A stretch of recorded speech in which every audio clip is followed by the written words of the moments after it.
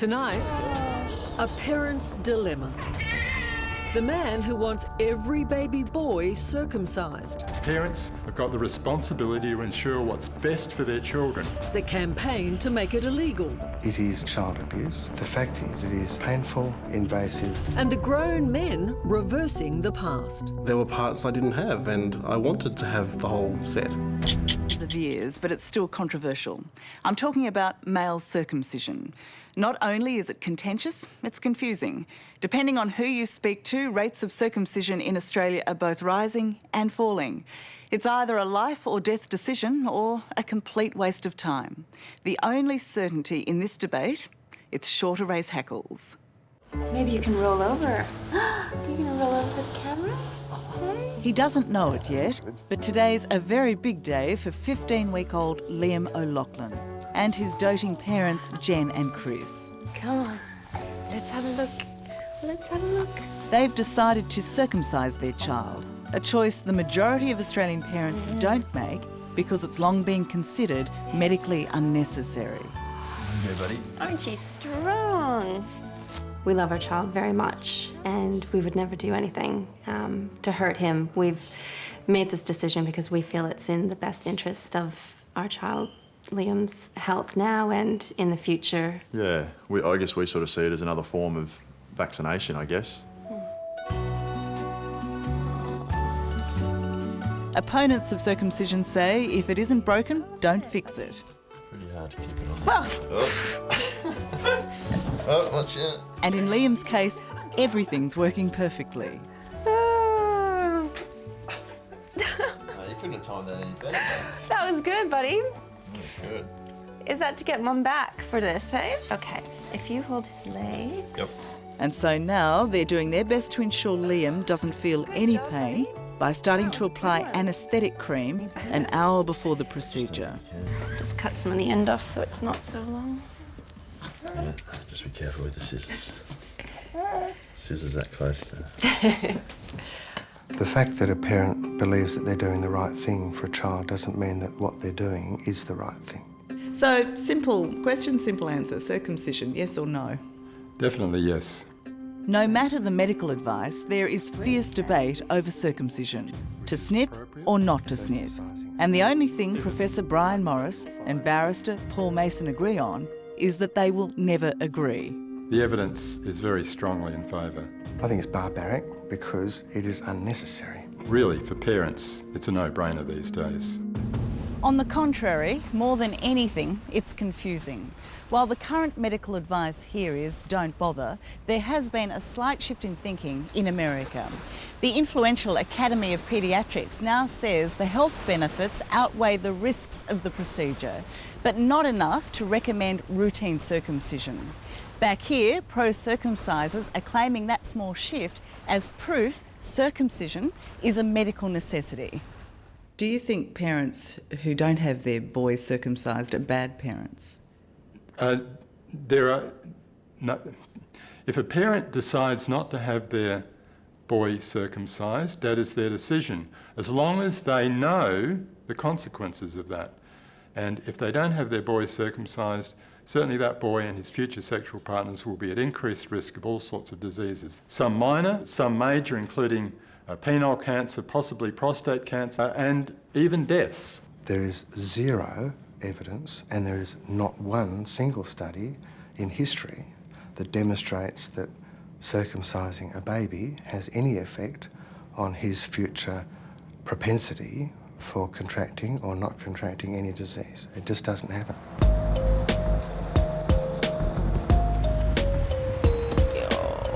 But Queenslanders Jen and Chris are not reassured. So, as circumcision hasn't been automatically offered in hospitals since the 1990s, they've brought Liam to this nondescript surgery in Brisbane. Good morning. Liam, how did you get on with the cream? Yeah. And with more than 30,000 circumcisions under his belt, Good morning, Chris. there is no one better equipped than Dr. Terry Russell to do the job. Oh, no screaming. Be good. You're all right. Hey, buddy. You're good. Oh, you're okay. In their heads, Chris and Jen believe this is the right thing to do. But in their hearts, it's an anxious time. They're not allowed in with their son, and nor are we. He shouldn't feel anything, he shouldn't remember anything. So yeah, hopefully it's just goes on without a hitch. Logically, there should be no argument. But what we've got in the case of circumcision is all of the hot buttons in one. We've got genitalia, we've got infants, we've got disease, and we've got surgery. In fact, the other one for some people is religion.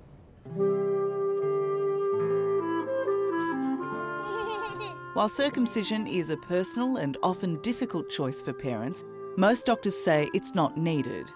Professor Morris from Sydney University thinks differently. He'd like to see every baby boy born in Australia routinely circumcised. Why not wait? Why not let parents let their children make the choice? It's crazy stuff.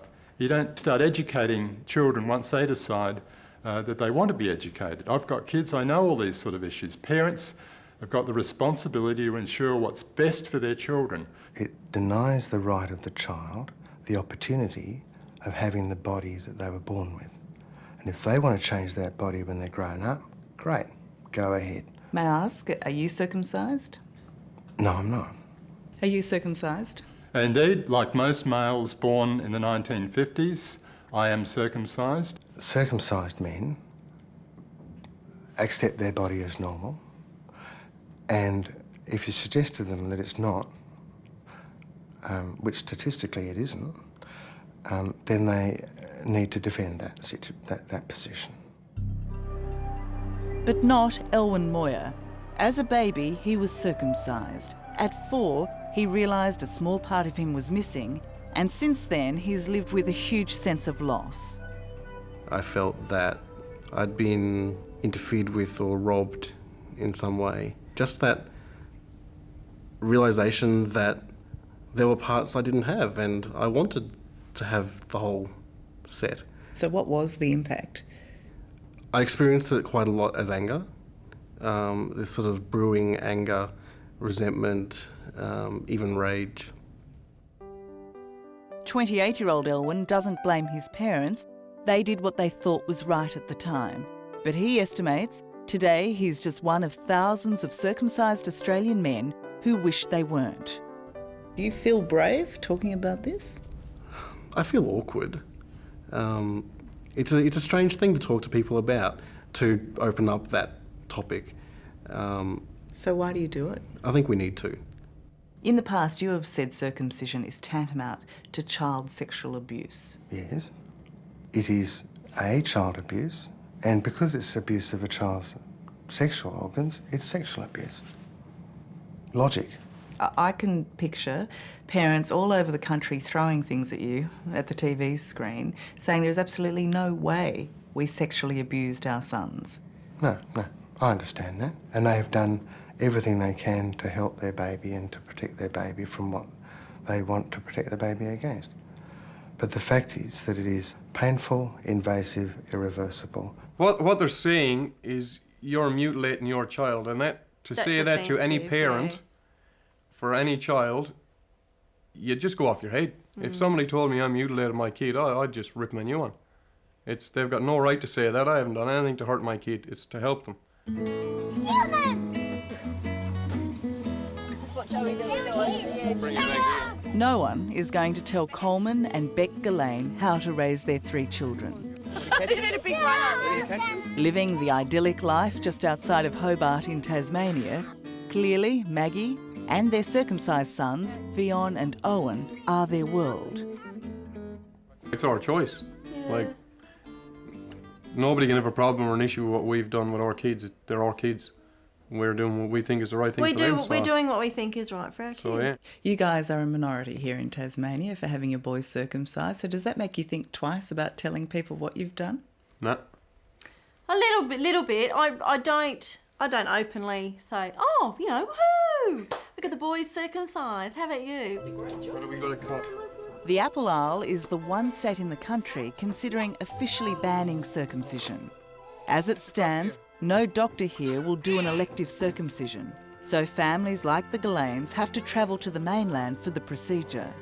Not surprisingly, it's barrister Paul Mason who is agitating for the ban. I made a referral to the Tasmanian Law Reform Institute to look at it, and their final report is that it's unethical and it's a breach of the child's human rights. So they are proposing a general ban.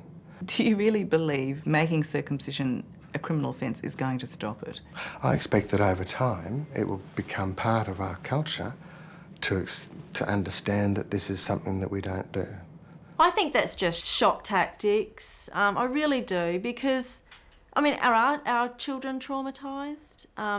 Were you traumatised as a child? No, I personally think it's ridiculous. I think it's a bit silly. Yeah, I don't know. Which room did he... Was he in the... I think that one. Right at the end.